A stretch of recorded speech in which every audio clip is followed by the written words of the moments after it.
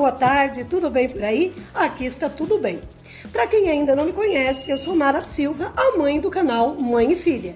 E hoje eu estou passando aqui para conversar com vocês sobre transtorno do processamento sensorial no autismo.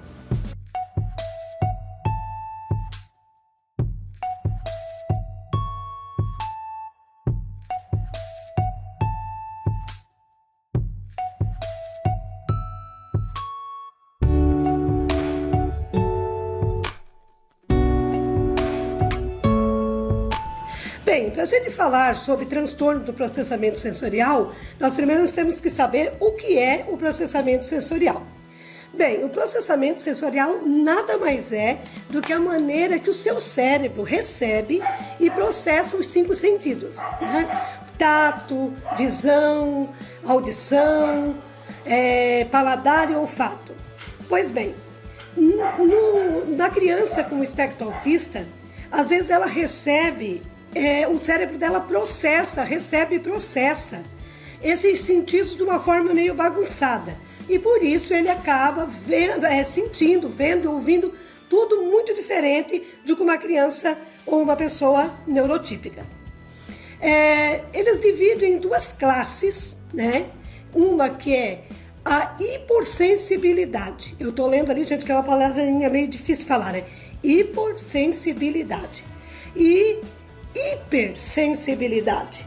Então, a hipersensibilidade é o caso onde o Matheus se encaixa.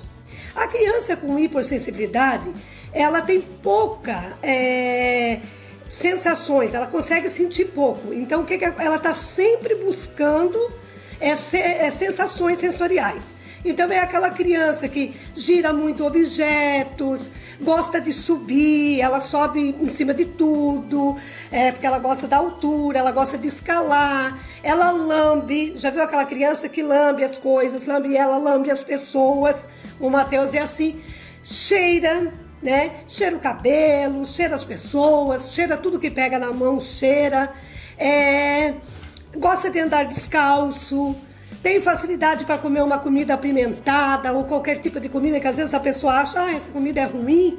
E quando dá para aquela criança que tem hipersensibilidade, ela degusta essa comida com facilidade, ela não se mostra, né, contrariada por ter muita pimenta ou ter muito sal. Ela sente pouca dor. Às vezes a mãe de uma criança com hipersensibilidade no autismo leva a criança, como já foi meu caso muitas vezes, ao médico, e o médico fica assustado de como a garganta da criança está infeccionada, o ouvido está infeccionado, e a criança não chora, a criança não está tendo reação nenhuma. E essas são as crianças que têm hipersensibilidade. Já as crianças que têm hipersensibilidade, elas são, como diz o nome, né, hipersensíveis a todas as questões sensoriais. Então vem aí a criança que tem seletividade alimentar. Por quê? Porque a textura da comida não a agrada, qualquer gostinho mais forte já não lhe agrada, ela tem problemas com a roupa, ela não veste qualquer tecido, ela não gosta de cor, ela não gosta de listras, de cores muito fortes, ela está sempre perturbada com os sons. Aí você pode me dizer assim, mas olha, escutando você falar, Mara, eu vejo que o meu filho se encaixa em coisas da hipo e nas coisas da hipe. Mas isso é muito comum, né? Depende de como o cérebro dessa criança está fazendo o processamento dos sentidos. O Matheus, no caso, ele é muito mais hipo do que hiper. Ou seja, ele busca mais sentir, porque ele tem uma sensibilidade baixa, mas também tem algumas coisas que ele tem o hiper, que é a questão da audição. Na questão da audição, o Matheus se incomoda com sons muito altos, com aglomeração, né? Mas isso não é sempre. Tem vezes que, se for para ele o que ele gosta, ele escuta uma música no volume alto. Mas se ele for o barulho de uma ferramenta, lhe incomoda, uma furadeira, o batido de um martelo, incomoda. O barulho de uma moto. Então, nesse ponto, ele até se enquadra na hipersensibilidade. Mas o maior problema dele está na hipossensibilidade, porque a mania dele cheirar tudo que ele vê, a mania dele lamber, tudo que ele pega, ele põe na boca, ele lambe. Então é porque está muito mais acentuado, o cérebro dele está tendo muito mais problemas em processar, né? Está processando de forma reduzida a questão da visão, do olfato, da audição, do paladar. E no caso dele, né? No caso da audição, ele está desenvolvendo um pouquinho melhor esse processamento, está indo um pouquinho além, ele está quase no hiper aí, porque ele já se incomoda com o barulho. Realmente é uma questão bem complicada, porque a gente não entende. Tem crianças autistas que não aceitam pôr roupa. O Matheus, ele nesse quadro também ele tem um pouco da hipersensibilidade, porque no vestir ele também tem problema com tecido. O Matheus não veste jeans.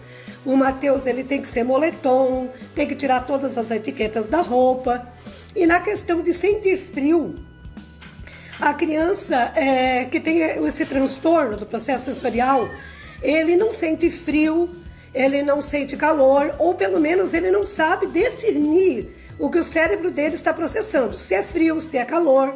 Então essa criança, ela muitas vezes não vai ter medo de um objeto quente, né? Ela vai estar num calor imenso e vestida com a roupa ainda que a mãe vestiu ali no começo do dia, quando ela foi à escola. Aconteceu muitas vezes comigo, de buscar o Matheus, agasalhar bem ele, esquentar, né? As crianças tiram o casaco, porque sentiram o calor.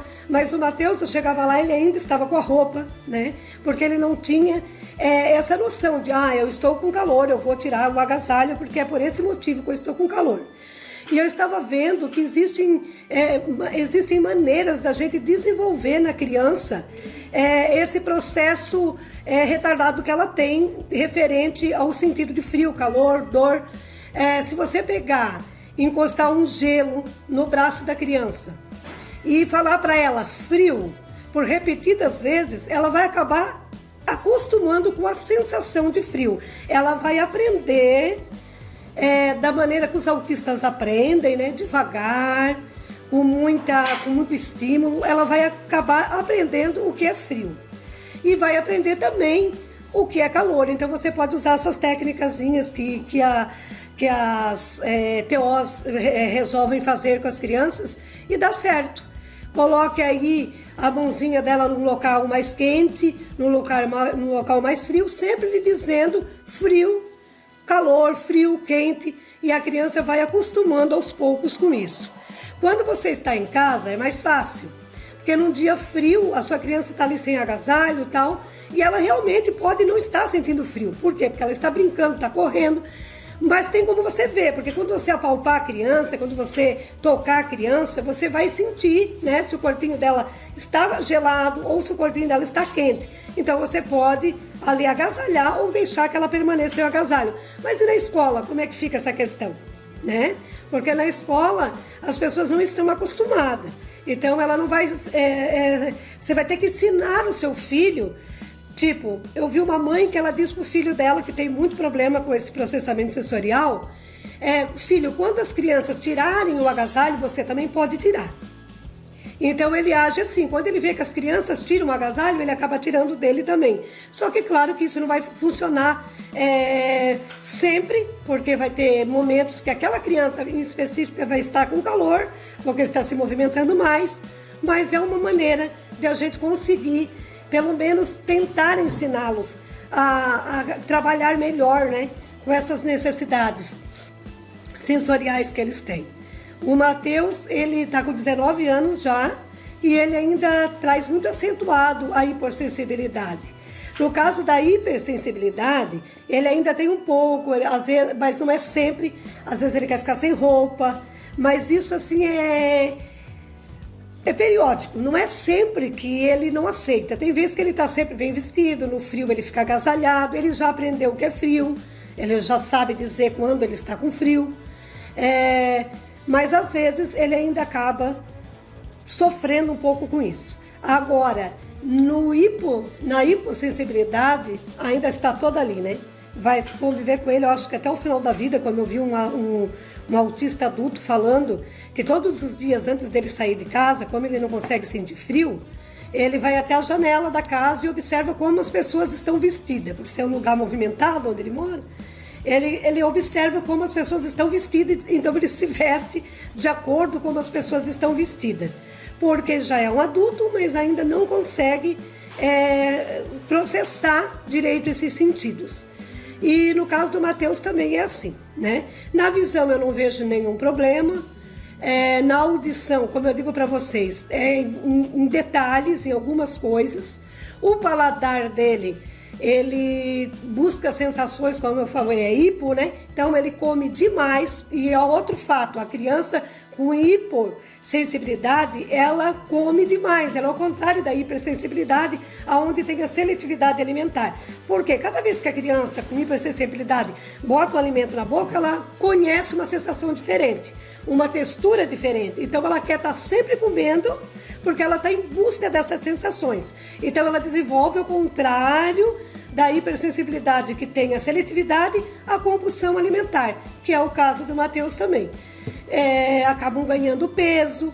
Por quê? Aí nós, como mães, é que devemos saber quando é o suficiente para eles. E temos que começar, então, a controlar o que essa criança vai comer, o horário que essa criança vai comer.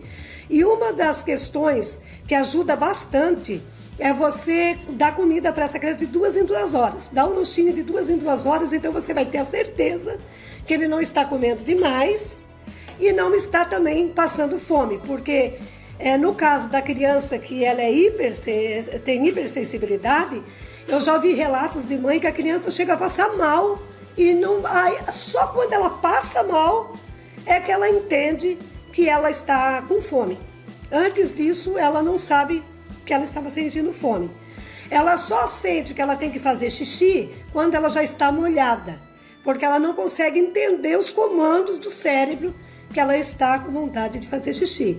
No caso do Matheus, ele não consegue receber os comandos de que ele está saciado. Então ele come sem fome.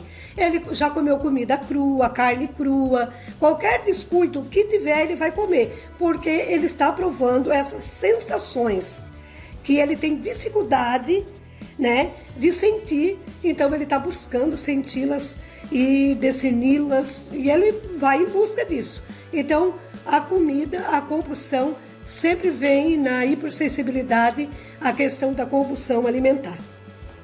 Bem, eu não sou especialista, né? Eu estou falando aqui no que eu aprendi com o Matheus, as técnicas que eu usava com ele, né? Para ensinar o calor, para ensinar o frio. Eu usei essas técnicas, sim, do gelo, da água quente, da água morna.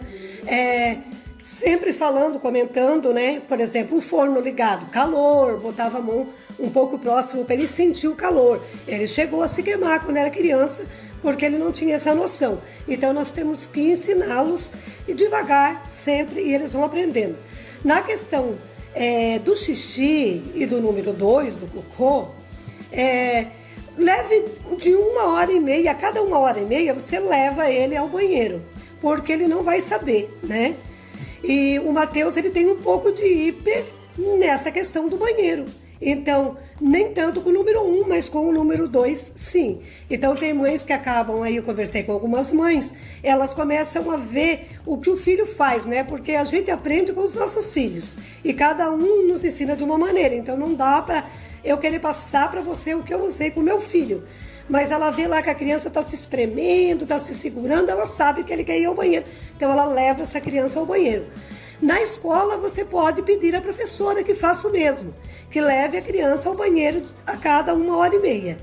E nessa ida ao banheiro, você pode pedir para ela também que incentivá-lo a cada ida ao banheiro ele tomar um pouco de água, porque a criança com hipersensibilidade, ela também não entende o comando de sede. Então, o que vai acontecer? Ela vai passar mal da sede e não vai ter a noção de tomar a água. Tem crianças autistas que se negam veementemente a tomar água. Então, eu acho que uma das questões mais difíceis no autismo é a questão sensorial. Eu acredito que ainda o meu sofrimento com a hipersensibilidade do Matheus, que é maior do que a hipersensibilidade, no fato da comida, né? Que é a compulsão, que me preocupa bastante, mas as mães com uma criança com hipersensibilidade, a seletividade alimentar é um problema ainda maior, porque a mãe fica preocupada com a falta de vitamina no corpo da criança, a criança não aceita água, a criança não aceita qualquer alimento, e isso pode ocasionar problemas de saúde, tem que estar complementando com vitaminas. Então, os dois lados, tanto a hipo como a hipe, é muito complicada no caso dos autistas. Mas devagarzinho a gente vai aprendendo, devagarzinho a gente vai repassando informações, vai aprendendo a ler os nossos filhos, mesmo aqueles não verbais, né? E a gente vai aprendendo a lidar com eles. Bem, esse era o vídeo de hoje. Eu espero que vocês gostem, que vocês tenham conseguido compreender um pouquinho, né, do que eu tentei passar. Um beijo para vocês e até o próximo vídeo.